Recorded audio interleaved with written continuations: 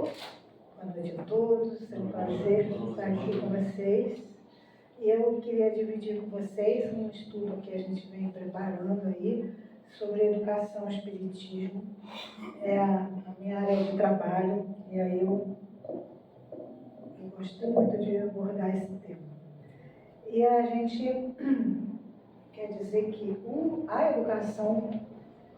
o espiritismo... Se você quiser usar... Tá, não, eu prefiro meio italiano. O espiritismo, tá bom aqui o enquadramento para vocês?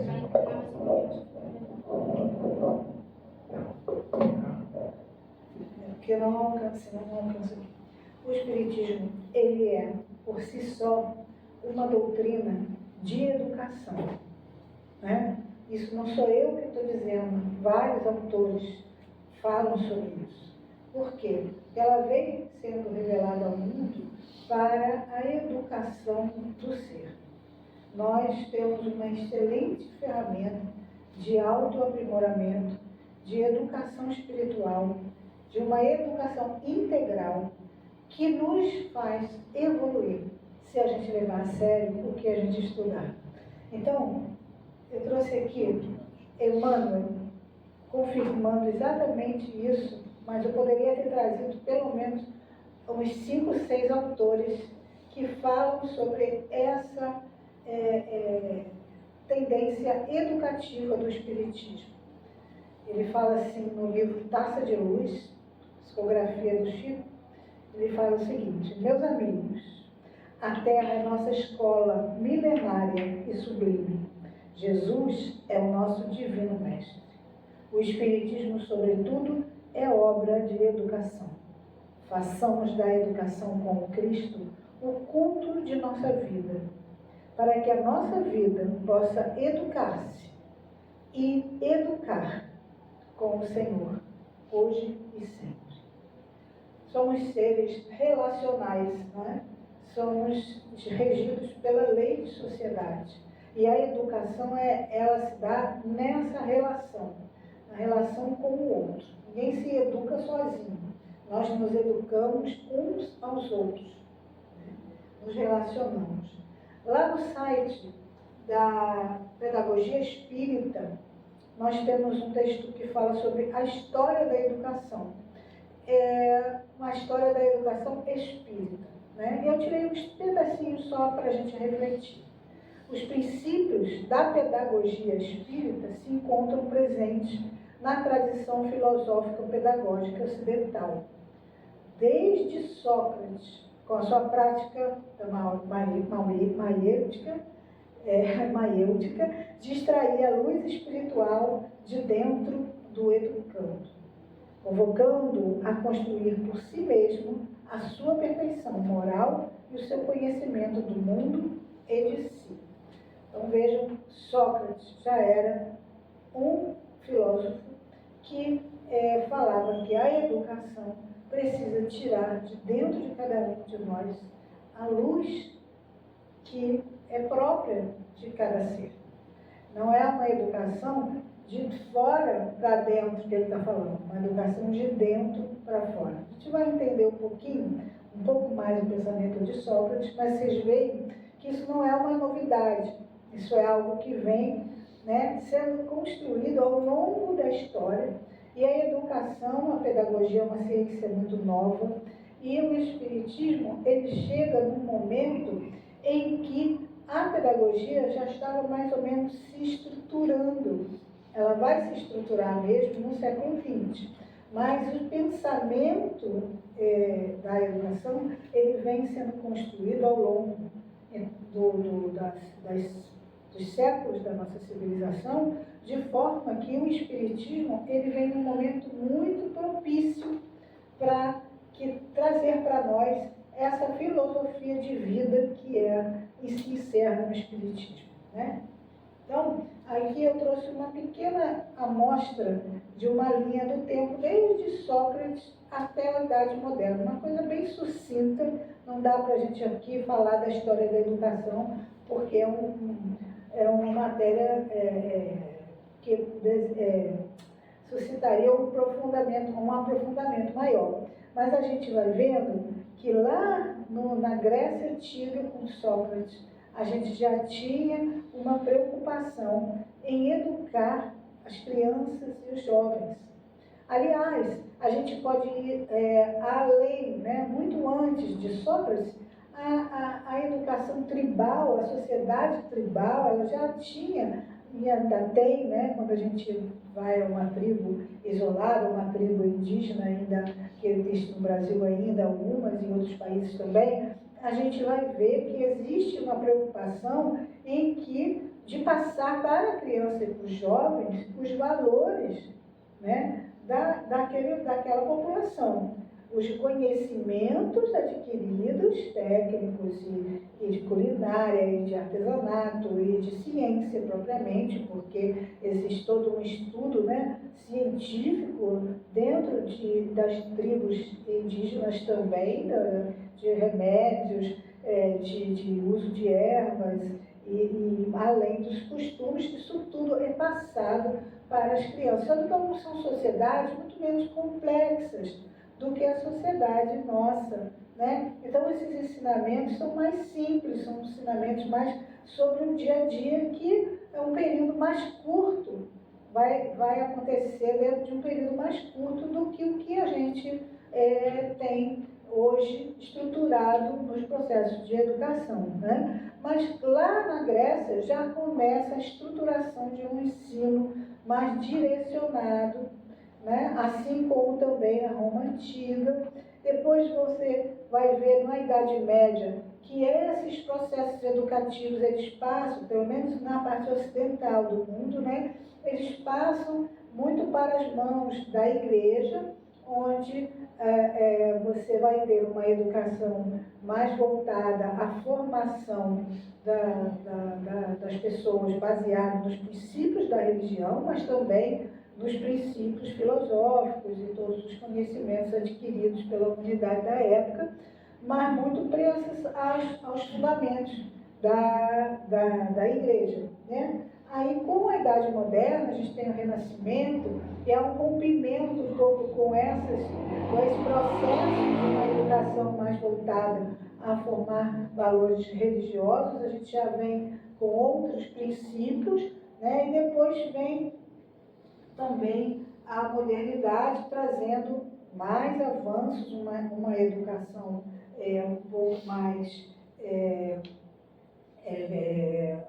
humanista, voltada a uma visão mais ampla da sociedade, não tão restrita nas mãos de poucos, da elite, como era até ali, né? E hoje nós temos uma educação mais contemporânea que está cada vez mais abrangendo a população como um todo, né? Isso é uma evolução, mas ao mesmo tempo se perdeu ao longo desse tempo aquela velha e boa passagem de valores, né, de os valores morais.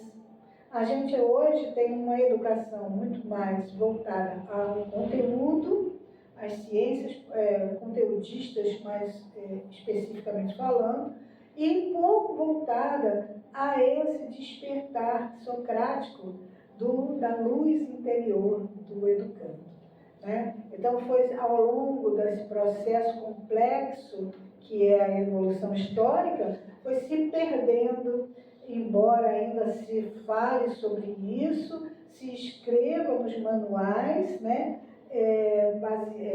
Fazendo com que sirva de base para uma educação integral, mas a gente vê muito mais uma educação de tempo integral do que uma preocupação com o indivíduo completo, como um ser integral, um ser que tem dentro de si um conhecimento que precisa ser incentivado, desperto, para que esse ser construa seu próprio conhecimento.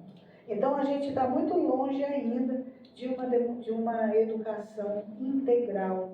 Mas o Espiritismo, ele vem com a proposta da educação integral, porque aqui no período da modernidade, da educação humanista, a gente vem vai conhecer, por exemplo, Pestalozzi, que Kardec é discípulo de Pestalozzi, e que ali começa um movimento de uma educação mais socializada, mais humanizada, né? E menos voltada a conteúdos específicos, né? Levando o ser para o autoconhecimento, para uma proposta, o início de uma proposta.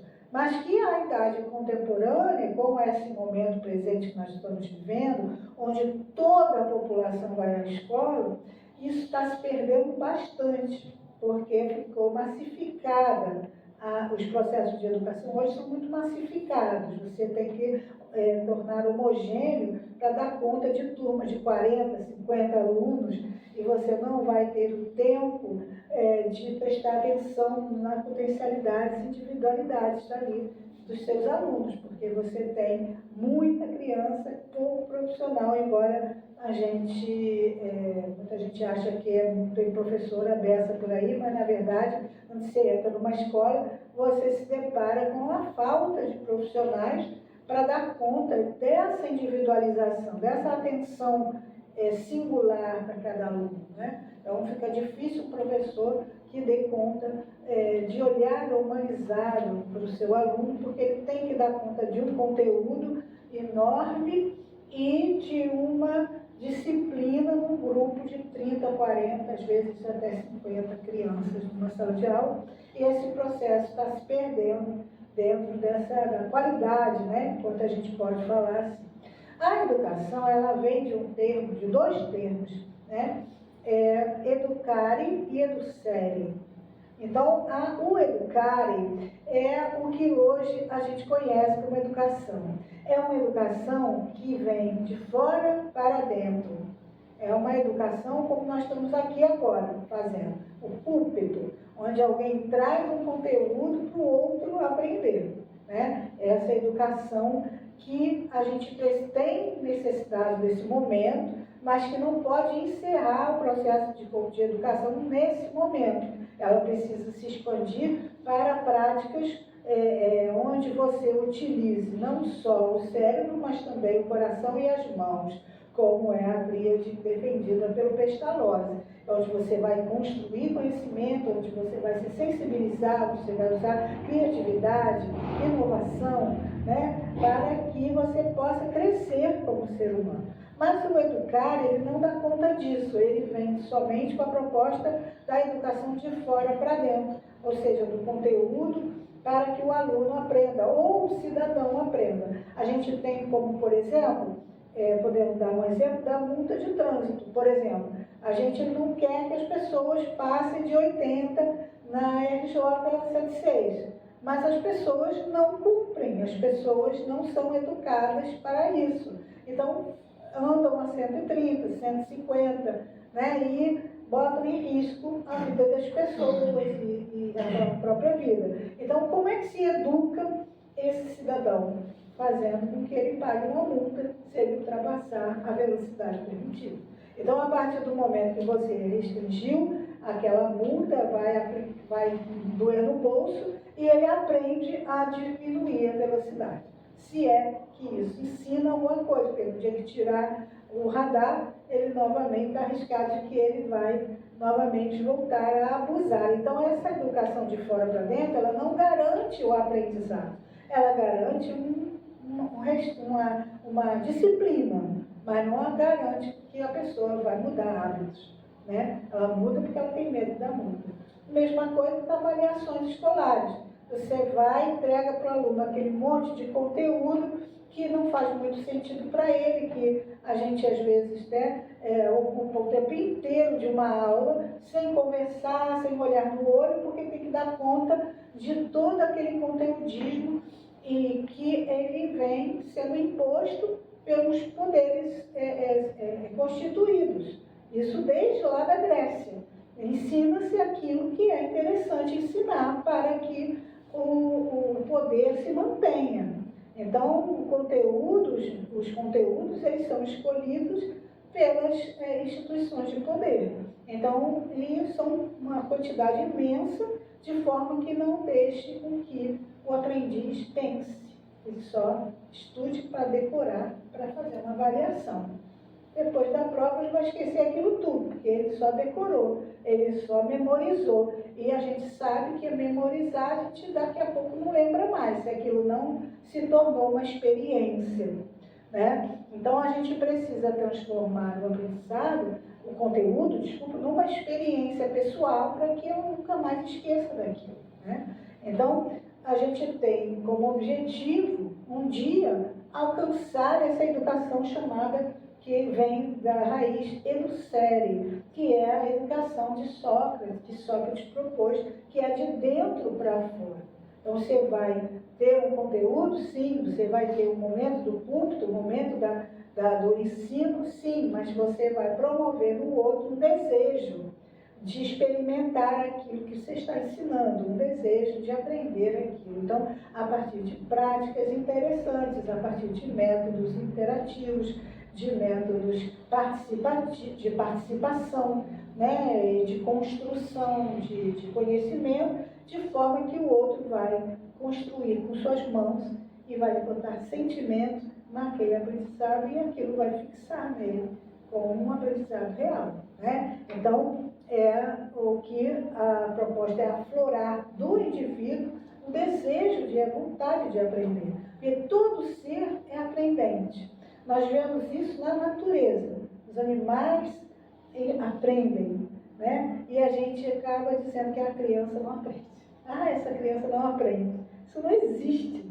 Todo ser aprende. Cada um aprende de um jeito singular, de um jeito próprio. Uns aprendem mais rápido, outros mais devagar, um aprende de um certo método, outro em outro método, mas todo ser aprende. É que a gente tem por hábito rotular aquele que é diferente, aquele que tem formas mais lúdicas de aprender, né? E a gente quer que todos sejam iguais, porque a gente tem 40 alunos e não dá tempo da gente ensinar para cada um com a sua singularidade, né?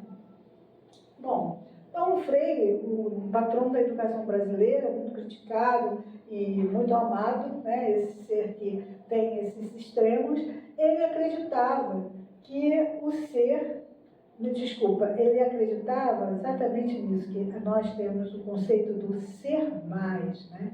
Ele acreditava que o ser mais é tirar a vocação do ser humano. Então, todo ser humano, a educação ele vai provocar no ser humano essa capacidade dele ser mais, ele ser um ser inacabado, que está em construção e que sempre ele vai construir e vai se tornar mais do que ele era antes.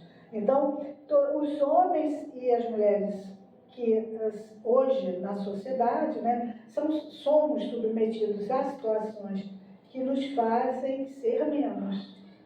Porque a educação que a gente recebe, ela restringe e ela não tira de nós o nosso melhor.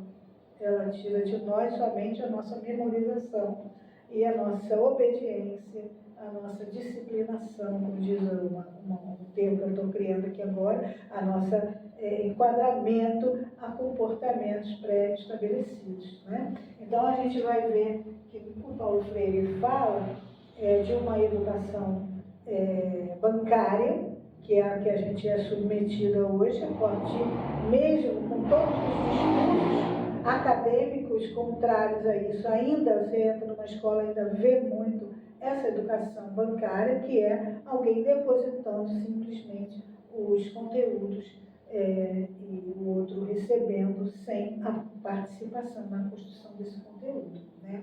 Então, essa situação, ela impede a gente de crescer. Então, vai inibindo a nossa criatividade, vai inibindo a nossa capacidade criativa, né? E aí a gente não inova, a gente não reflete, e aí a gente emburrece, porque tem uns fases próprias para despertar essas potências em nós. Se essas fases não são aproveitadas, daqui a pouco nós estamos adultos, estamos inseridos no mundo do trabalho, e aí não dá tempo de mais nada, né? Então, a gente está inibindo essa capacidade do ser mais, né? Então, você vê que é uma coisa que combina com o discurso lá de Sócrates, do despertar, né, desta luz interior, né? Bom, novamente no site do Pedagogia Espírita, a gente vai ler que a Pedagogia Espírita remonta a 3 grandes precursores, né? Que são Comênios, Rousseau e Pestalozzi. São esses 3 que são da era mais moderna da educação, né? Humanista. E Rivail conhecido como Kardec, né, era discípulo de Pestalozzi, nós sabemos disso. E ele recebeu essa influência desses pensadores que queriam tirar da escola aqueles castigos, aquela rigidez e trazer uma educação um pouco mais flexível, um pouco mais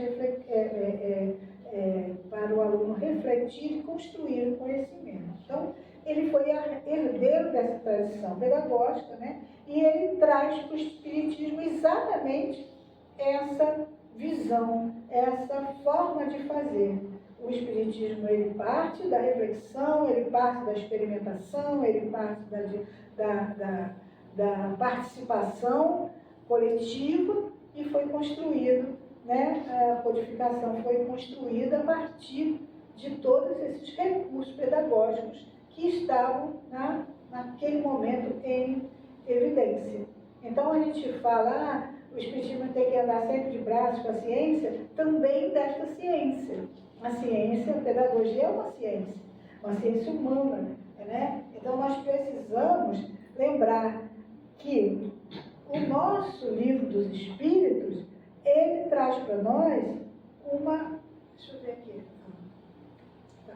Kardec foi o herdeiro, né? E ele trouxe para nós esse conceito de evolução do ser, ou seja, do ser inacabado e está sempre se renovando, se construindo, sendo que vai além do que a escola, a pedagogia nos diz, porque nós temos o recurso da reencarnação.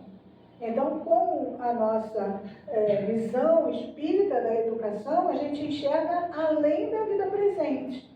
A gente enxerga um espírito que já tinha uma história anterior, né? E que a gente vai ter que conhecer ainda mais essa pessoa para poder tirar daí o que ela já sabe, o que ela tem de potencial, o que ela tem de vocação, porque ela traz consigo toda esse aporte que ela vem construindo ao longo das suas encarnações, né? Nós, pelo que os Espíritos nos ensinam, fomos criados simples e ignorantes e vamos chegar à perfectibilidade. Mas aí, entre uma coisa e outra, tem esse caminho educativo, né? E eu botei essas setinhas, que eu achei interessante na internet. Por quê? Porque alguns fazem um caminho reto e outros fazem 1000 curvas, né? Então, nós não evoluímos no mesmo, embora a gente tenha vindo da mesma origem e vamos chegar ao mesmo destino, os caminhos que nós percorremos são diferentes, porque eles são relativos ao que a gente já viveu, o que a gente faz de escolha, o que a gente vai modificando ao longo desse percurso aí de várias existências, né? Aliás, de várias vidas dentro de uma existência. Nós existimos enquanto espíritos e experimentamos várias vidas como fomos à escola cursar um ano letivo. E aí, a cada momento, a gente vai fazendo nossas escolhas e vamos traçando o nosso futuro. Porque a gente faz escolhas. Nós, quando falamos, você tem um problema de saúde, mas eu não escolhi ter. Mas você teve uma escolha. Sabe qual foi? Quando você fez a besteira lá atrás, né? Você estava escolhendo, porque você está submetido a uma lei de causa e efeito. Mesmo sem se dar conta, nós fazemos escolhas todos os dias de como vai ser o nosso futuro. E depois a gente não pode reclamar, porque fomos nós que escolhemos a partir das nossas atitudes. Nem sempre escolhemos a partir de uma coisa racional, de um processo racional. Mas é um processo de nos submeter a uma consequência natural dos nossos atos, né? Então, sempre será escolha, né? Os nossos problemas sempre serão escolhas, né? Então, com esse novo conceito de um ser humano inacabado, né? Que deve sempre se aperfeiçoar, e um novo conceito de criança, né? Agora, um ser reencarnante, né? Herdeiro de si mesmo, dono de potencialidades únicas, Kardec abre um novo tempo, um novo rumo à educação do ser. Entretanto, ele mesmo não teve tempo de fazer assim uma publicação pedagógica espírita. E ele era um pedagogo, ele fez tratados de ensino, didáticas de ensino da matemática, da língua francesa, que são usados até hoje na França, né? E aí ele não conseguiu uma pedagogia espírita, mas ele vem trazer para nós codificação, que é uma filosofia, né, de educação do ser humano. Então ele não deixa de realizar essa obra.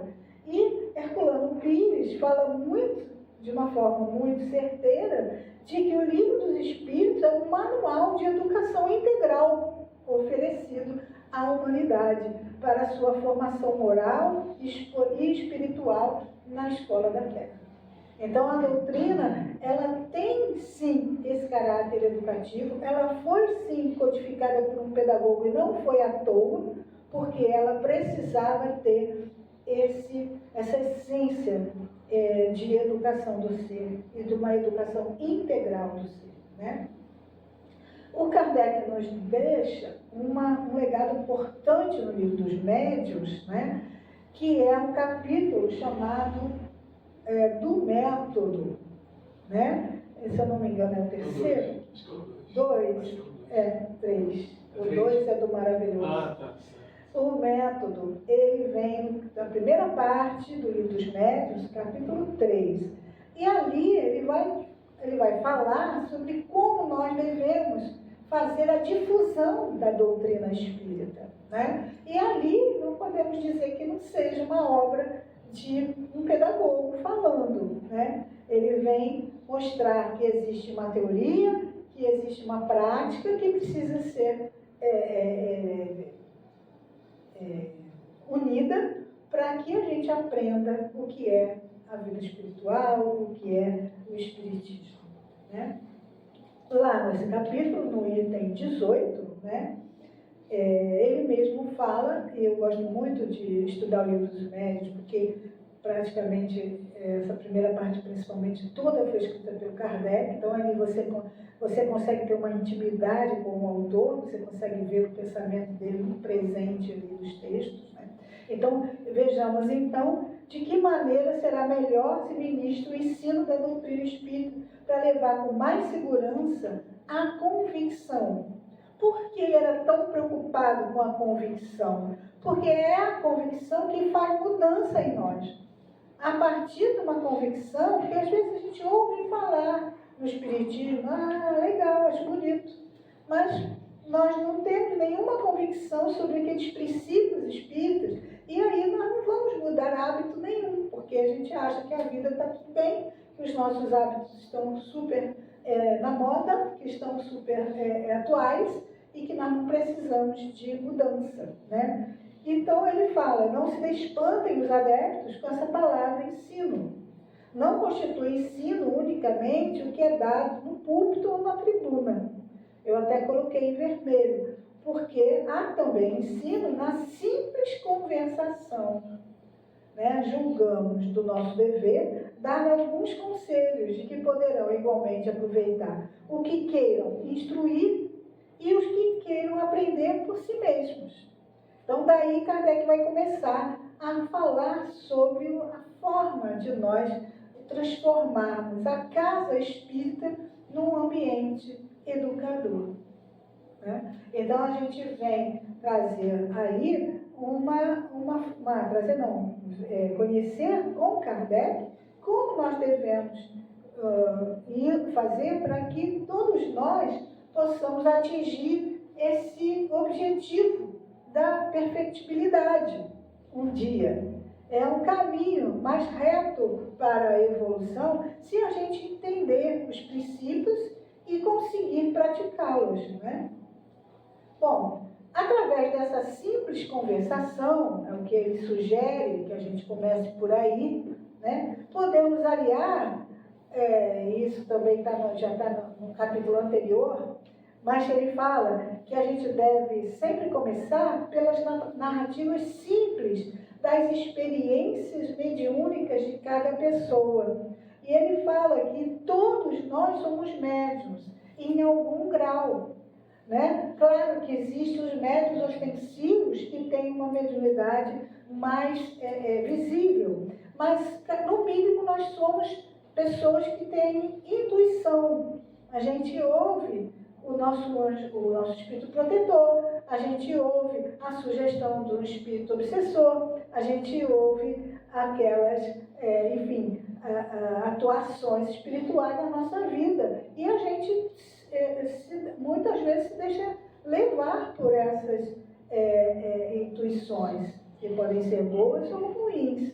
Mas todos nós temos uma experiência de alguém que viu alguma coisa, que ouviu alguma coisa, que sonhou e aconteceu, que foi em algum lugar e parecia que já nunca tinha ido, mas parecia que já conhecia aquele lugar. Então, por essas conversas, como ele fala, a gente vai abrindo espaço para que as pessoas leigas possam refletir sobre a possibilidade do intercâmbio, da existência dos espíritos, né?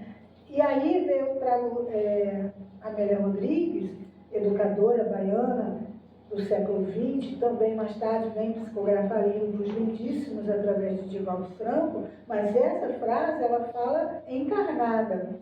Todos somos educadores uns dos outros, né? Então essa relação que nós temos uns com os outros nos modifica. E nesse momento a gente está educando uns aos outros. Hoje a gente chama de influencers, né? A gente tem esses influencers o tempo inteiro, seja na internet, seja através de um amigo, de um centro espírita, de alguém que a gente admira, ou de um artista. Nós somos o tempo inteiro influenciados, né? E influenciamos também. Por isso é muito importante a gente começar sempre por essa questão da conversa amigável, quando a gente quer ensinar ou promover o conhecimento do espiritismo, né? No item 19, ele fala uma coisa muito interessante, que a questão de espíritos, ela acaba sendo, às vezes, secundária. Por quê? Porque, não só secundária, mas consecutiva, ou seja, como é uma consequência natural quando você desperta no outro essa certeza ou essa dúvida que fica aquela pulguinha atrás da orelha, se tem ou não um espírito por trás daquele fenômeno que ele já viveu ou que alguém da família dele já viveu, né? Então, nós não devemos usar assim, esse ensinamento de que os espíritos existem sim, eles moram no nosso lar, vai para um umbral. Isso muitas vezes assusta mais do que desperta a curiosidade do outro na hora do método de ensino. Então ele fala que a gente primeiro, né, deve levar o outro a raciocinar sobre ele ser um espírito. Você é um espírito, você é uma alma, um espírito encarnado. Quando você se sente um espírito, ele fala que vem muito mais naturalmente. Como é que eu vou acreditar em nosso lar se eu não me vejo como um espírito? Entende? Então a gente precisa começar o método de ensino, ou a conversação, ou a propagação, por despertar no outro essa sua luz interior. Olha lá o método de educação, educar, né? É essa luz que você tem dentro de si, esse conhecimento natural, de onde vem essa potência sua. Ser um espírito criado por Deus. A hora que eu me convenço disso, né, eu vou ter um caminho mais fácil para aprender o resto. Mas às vezes a gente quer ensinar o espiritismo ou quer promover o aprendizado, chegar logo no nosso lar para a pessoa dá de cara naquele umbral, não quer saber nunca mais de espiritismo, né? Então é preciso ter cuidado com as recomendações, com as leituras e com as histórias que a gente conta. Então é o que o Kardec fala, tenhamos como ponto de partida a existência da alma. A partir daí, acreditar na potência do outro vai sozinho. É o que a gente faz na sala de aula, acreditar na potência da criança. Ela vai sozinha se você despertar nela algo a mais, né? Como pode crer que exteriormente a sua pessoa há espírito quando não acredita que há um dentro de ti? São palavras de Kardec. E aí eu trago Paulo Freire para confirmar para nós. Ensinar não é transferir conhecimento, mas criar as possibilidades para a sua própria produção ou a sua construção. Então, quando você começa com essa reflexão, você dá ao outro a oportunidade dele próprio refletir sobre a existência do espírito, né? Isso é muito comum. Eu tenho uma pessoa de minha convivência que não acreditava em nada, mas quando a mãe faleceu, começou a questionar. Não é possível, minha mãe não deixou de existir, né? Minha mãe está em algum lugar. Aquela pessoa maravilhosa, ela não pode ter simplesmente desaparecido. Então, essa simples sugestão de que há uma continuidade, que há uma alma, há um espírito, já leva a pessoa a querer conhecer mais, a produzir o seu próprio conhecimento.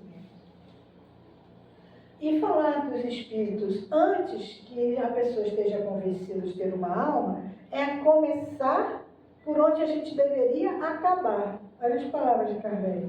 Porquanto não lhe será possível aceitar a conclusão sem que admita-se as premissas. O que são as premissas, né? Está aí um gráficozinho, várias premissas e uma conclusão, né? A premissa aqui, qual é a natureza da alma? Se existe a alma, qual é a natureza dela? Ela é feita de quê? Ela é uma fumaça? Ela é uma luz? Ela é uma energia? Já começa uma premissa, né? A alma separada do corpo, ela tem uma consciência? Eu vou continuar pensando depois que eu morrer? É uma outra premissa. A pessoa tem que... Você quer acreditar nisso? Qualquer ser humano quer acreditar nisso. Eu vou continuar existindo, eu vou continuar pensando, ou eu vou virar um no todo, né? Se respondermos essas questões de forma clara e positiva, surge a pergunta: a alma, ao se separar do corpo, vai para onde? O que é feito dela? E a partir desses questionamentos, as pessoas vão raciocinando, ok? Eu botei uma foto ali, uma foto real, uma pessoa que fotografou um acidente e pegou ali, captou a imagem que parece ser, né, um espírito se desprendendo do corpo ali, né? Então essas coisas podem se tornar um ponto de conversa. O que é isso aqui? Mas tem uma forma humana ali. O cara morreu ali no acidente, né? Então, para onde está indo esse espírito, né? Então, a premissa, para onde vai o pessoal depois da morte, tem: vai para o céu, vai para o inferno. O céu é onde? Em cima, o inferno é embaixo, né? Sendo essa uma visão dogmática que existe por aí. Você já ouviu falar disso? A doutrina espírita tem uma outra visão, muito mais lógica, baseada em fatos, né? Aí eu trago, onde é em cima? Aí é uma conversa que você está tendo. Não, mas vai para o inferno. Onde é o céu? Em cima? Mas onde é em cima da terra? Né? E onde é embaixo? Então, a partir da própria ciência, a gente vai fazendo a pessoa raciocinar. Não é assim tão pão, queijo, como eu pensava, né? Tem algo diferente aí. E aí abrem conversas sobre planos, sobre dimensões, né? O plano, a vida tem 2 planos, né? Não tem 2 vidas, não tem 2 mundos. Só tem um mundo, é um mundo que ele tem 2 planos, o plano espiritual e o plano físico. Fica mais fácil do que a gente pensar num outro mundo, né? Enfim. Ainda no capítulo, ele faz uma coisa que é fundamental para qualquer pedagogo, para qualquer trabalho educacional, que é analisar seu público-alvo. Você tem os alunos, né? Quando eu começo a dar aula, no primeiro mês, eu quase não faço, não dou conteúdo, dou muitas atividades de avaliação, assim, de brincadeira, bem lúdicas, mas eu vou deixando meus alunos brincarem, conversarem, vou identificando quem tem uma liderança, quem não tem, quem é tímido, quem não é. Eu vou conhecendo a família, eu vou perguntando, fazendo dinâmicas de reconhecimento de quem tem pai, quem tem mãe, quem tem criado por vovó. E você vai conhecendo o seu público, para quando você começar a ensinar ou a interagir, você saber com quem você está falando. O marketing faz isso com a gente há muito tempo, não é? A gente tem esses estudos de público-alvo aí, mas a educação para a educação é fundamental. E o Kardec traz isso nesse capítulo. Ele vai falar que existem os materialistas. Uma grande quantidade de pessoas no nosso mundo é materialista. Aí ele vai falar, mas existem os materialistas por sistema, que é aquele materialista que não tem conversa com ele. Ele é filosoficamente materialista. Então, com esse, você vai perder tempo se quiser conversar com ele sobre qualquer questão espiritual, porque ele acha que a vida se encerra ali na matéria, e é convicto. Mas esses que o Kardec fala não são muitos, porque é antinatural você ser materialista, que até nas tribos mais isoladas existe um culto à espiritualidade. Então não é uma cultura que ele aprendeu com alguém. Eles têm isso como uma fonte natural, né? A topologia sabe disso. Então a gente sabe que ser materialista é antinatural. Nós temos um chamado espiritual dentro de nós. Nós temos uma coisa que nos chama para isso, né? E aí ele fala que existe uma segunda classe de materialistas, né? Que é muito mais numerosa que a primeira, né? E compreende que são, muitas vezes, por indiferença. Os materialistas por indiferença, porque não tem outra coisa melhor para falar e ele não quer saber desse assunto. Mas é um materialista que na hora que o carro aperta, socorro, meu Deus, né? Bom, e ele vem trazendo outros tipos de materialistas que nós não vamos nos aprofundar, só estou mostrando que ele usa como método a análise daquele público que ele quer atingir, né? Ele fala que tem aqueles que são por má vontade, ele sabe aqueles que são por interesse e uma fé, porque tem repulsa por religião, por esse assunto, aquele que sofreram decepções e que não querem mais saber desse assunto, né? E ele fala que existe uma classe muito grande que são os incertos, aquele que não sei se existe, acho que sim, acho que não, tem hora que acho que sim, tem hora que acho que não. Então, a gente vai vendo que ele quer localizar a gente para quem que a gente deve, com quem que a gente deve conversar sobre o espiritismo. Aquela pessoa que já tem uma prevenção, que já teve uma decepção na vida, ou em outra encarnação, às vezes essas pessoas têm pavor de religião, você fala, mas por quê? Às vezes teve decepções, olha, a maioria, 90% das guerras do mundo são de causas religiosas. Quantos de nós já não sofreu perdas familiares, perdas materiais por conta de guerras religiosas, de perseguições religiosas? Então tem gente que nasce já e não quer saber disso. Então não adianta a gente ficar tentando modificar essa pessoa, né? Mas as duas incertos a gente vai ter alguma entrada, certo? E aí ele fala, o Kardec fala, aos primeiros, aqueles sistemáticos que não querem saber, não faleis de revelação, de anjo, de paraíso, né? Não vos compreenderiam.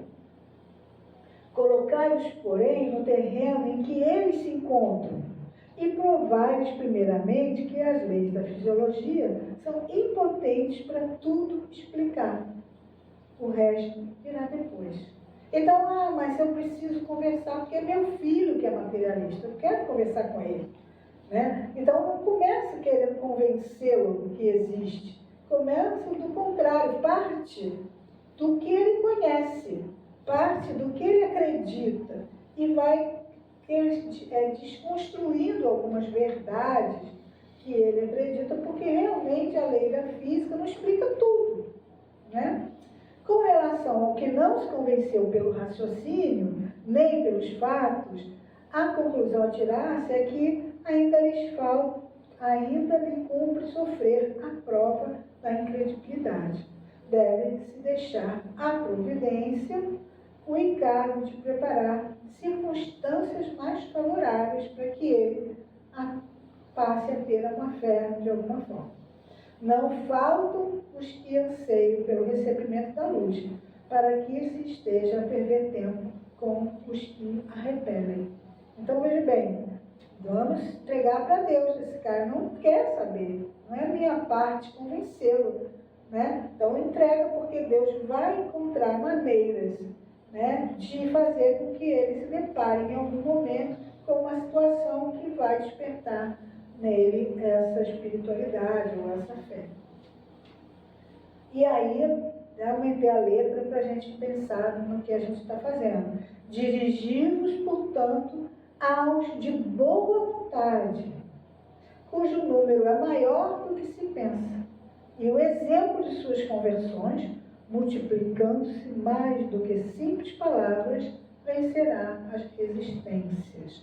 Então, quando a gente pega um grupo como esse, pequeno, mas coeso, pessoas que estão aqui de boa vontade, querem aprender realmente, estão interessados, vão se modificando moralmente com esse aprendizado, com essas novidades que a gente vai encontrando no Espiritismo, vai dando bons exemplos no dia a dia, modifica-se enquanto esposa, enquanto marido, modifica-se enquanto profissional, enquanto cidadão, e vai despertando a curiosidade das pessoas que não creem, que não acreditam que existe algo mais nessa pessoa.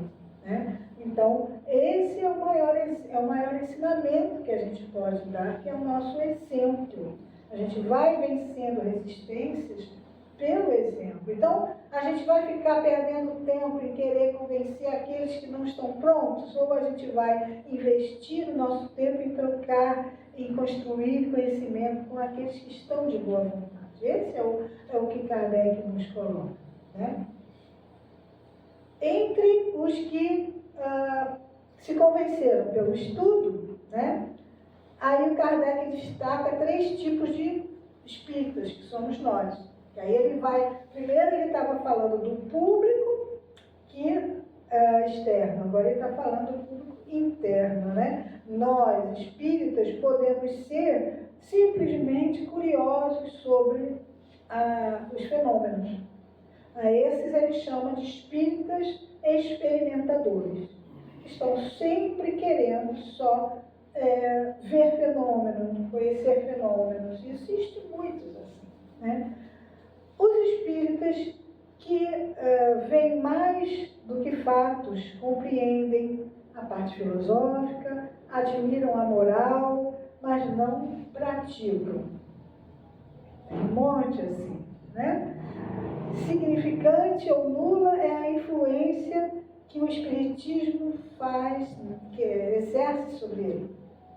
A pessoa vem, gosta do debate, gosta do estudo, mas quando vai no dia a dia não mudou nada. Continua aquela pessoa egoísta, né, mandona, ranheta, desonesta, não sei. Aí vai uma enormidade de possibilidades. Isso existe entre nós. Né? Isso existe entre nós. E nada de fé altera seus hábitos, né? E o avarento continua a ser, o orgulhoso continua sendo, o invejoso continua sendo, e assim vai. Consideram a caridade cristã apenas uma bela máxima, uma beleza, mas não praticam nada disso. Né? Às vezes até leva a cesta básica, né? Mas não quer saber, aquilo não é caridade, não é a caridade cristã. Porque a verdadeira caridade, ela está na convivência com o outro, no dia a dia, no perdão das ofensas, na compreensão do outro, na indulgência, né? Isso é a verdadeira caridade. E às vezes também uma ajuda material, que é a benevolência, mas não só. E não só o estranho, porque o amar ao próximo é o próximo mesmo. Ninguém está falando de amar o distante. Amar ao próximo é aquele que convive contigo. E esse que é o mais difícil de você, às vezes, perdoar, compreender e ser um gentil, né? Ser sereno, né? Então, esses são os espíritas imperfeitos, né? A maioria de nós. É claro que não tanto um extremo nem o outro, mas em momentos de altos e baixos aí na nossa trajetória. A gente está longe ainda de ter uma atitude coerente e perseverante em tudo o tempo inteiro, né? E o terceiro tipo são os verdadeiros espíritas ou espíritas cristãos, que são aqueles que estudam, aprendem, se modificam, colocam para frente o que aprenderam, se empenham em multiplicar o que aprenderam, e são bons, benevolentes, caridosos, são os espíritas cristãos, né? É o nosso objetivo final quando estamos estudando o Espiritismo. Aceitar as nossas imperfeições, vê-las de frente e para poder, né, trabalhar e modificar. Esse é o caráter educativo da doutrina espírita. Tirar a gente daquele admirador de fenômenos, daquele admirador do texto, para aquele praticante do amor e do bem, né? Então, que a gente aprenda essa metodologia aí, porque às vezes a gente passa para chegar ao ser um verdadeiro espírita, ele passou pelas outras fases também, não é? Então, para o ensino do espiritismo proceder-se, como se procederia com relação, deve-se proceder como se procede em relação a qualquer outra ciência. Precisa passar a revista toda a série dos fenômenos que possam produzir-se, começando pelo mais simples, até chegar ao mais complexo. Isso é um princípio da educação. Você não começa a ensinar tabuada antes da criança aprender os números, não é isso? Então a gente vai do simples para o complexo. No Espiritismo ele fala que é a mesma coisa. A gente vai primeiro conversar sobre as coisas mais simples para chegar um dia em ensinamentos mais complexos, né? E cumpre-se observar que aguardar os resultados e colhê-los a passagem. Daí o declararmos abertamente que quem quer blasfeme de os obter à vontade não pode deixar de ser ignorante ou impostor. Daí vem que o verdadeiro espiritismo jamais se dará em espetáculo, nem subirá no tablado das feiras. Veja, esse texto é tão importante para a gente refletir, porque muitas vezes, né, no momento que a gente vê outras instituições religiosas na mídia, enchendo pontos, enchendo palcos, né, que não está transformando moralmente ninguém, só está exibindo, distraindo, fazendo com que as pessoas tenham uma relação social saudável, tudo bem, mas não propõe essa modificação moral, não propõe esse refazer de dentro de si. Essa educação de dentro para fora é uma religiosidade de fora para dentro, que não leva à modificação moral. Então ele fala, nós espíritas temos que trabalhar assim mesmo, em pequenos grupos, onde as pessoas se sintam em casa, onde as pessoas se sintam em família, tenham afeto uns pelos outros, conheçam um ao outro e juntos estudem e tentem praticar essa doutrina. Nós não temos, foi assim que Jesus fez e foi assim que a doutrina está sendo expandida. Nós não precisamos nos preocupar com grandes tablados, com grandes, porque a gente não vai modificar ninguém, só vai despertar curiosidades, né? E a curiosidade dá início, tudo bem, existe um lugar para isso. mas não é o centro espírita. São as federativas, é o teatro, é a televisão, é o cinema. Tem gente lá trabalhando para isso. Nós não é o nosso papel. O nosso papel é humilde, é aqui, entre nós. Né? O papel da casa espírita. Então, outra coisa muito importante, gente, acabou o tempo, que ele fala, eu só vou encerrar nesse estágio aqui, que ele fala é que a teoria, ela precisa vir antes da prática. Aqui, nesse texto grande aí, ele fala isso. Nós, às vezes, queremos entrar primeiro na prática para depois estudar a teoria. Quando você estuda a teoria, você debate a teoria, você analisa as possibilidades, na hora que você entrar numa reunião mediúnica, entrar numa prática mediúnica, você já terá ouvido, estudado, refletido sobre todas as possibilidades que podem acontecer ali, você vai saber se portar, você vai ter uma educação da sua mediunidade, que também é um estudo prático, a mediunidade, a prática mediúnica, mas que ela não pode se antecipar ao estudo teórico. Isso é muito importante a gente ressaltar nesse ensinamento. Né? Então, para encerrar, ele dá uma sugestão. Vamos começar do princípio, pelo livro que é o Espiritismo, o livro dos Espíritos, o livro dos Médiuns, a revista Espírita, e depois, olha só, cadê o Evangelho? Como entender o Evangelho sem entender o Espiritismo, gente?